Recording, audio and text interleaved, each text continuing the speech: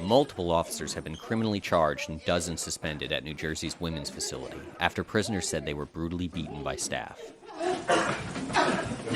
Newly released video shows some of what happened that night. Tensions had been rising for weeks. Some staff had been assaulted, union officials said, while prisoners reported mistreatment by officers. In January, surveillance video captured a prisoner throwing an unknown liquid from her cell. Officers said urine and feces had been hurled at them in recent weeks. Late at night, staff prepared to pull women from their cells with the stated intent of checking for contraband. Ready? Go. Officers suited up in riot gear. One woman, Emily Dent, did not initially comply. Come to the door, put your hands up. Fine. Last call. Come to the door, put your hands up. An officer appeared to shoot pepper spray into her cell. Video showed her being punched for about a minute while she tried to protect herself.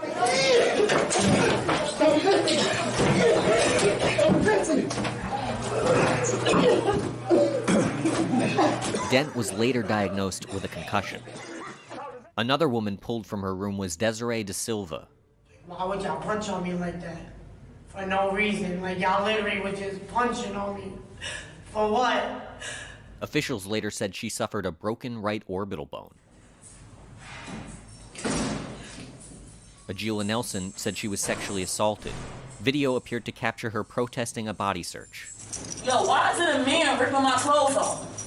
Why is it a man ripping my clothes off? Why is you grabbing my titties? Why is you grabbing my titties? Stop resisting! Why is you grabbing my titties? Why is you grabbing my titties? At least one other woman also protested the presence of a male officer during a strip search. Ray Rollins said she was kicked in the head and choked after being handcuffed. Video appeared to show her handcuffed before the struggle began. Listen, I'll go.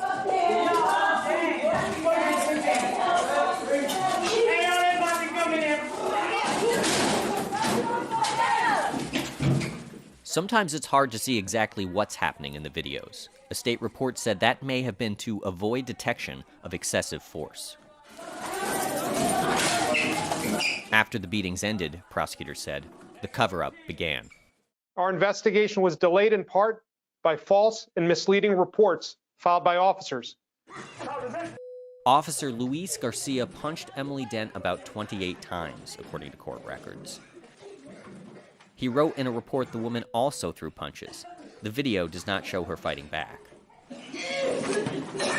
Prosecutors said a supervisor, Sergeant Amir Bethea, watched as the woman was beaten, but he reported no injuries.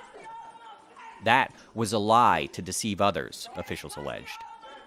10 officers total have been charged with a range of crimes, from assault to allegedly failing to film key moments of the incident. Garcia's lawyer denied wrongdoing. Bethea could not be reached for comment. We must hold accountable all parties responsible.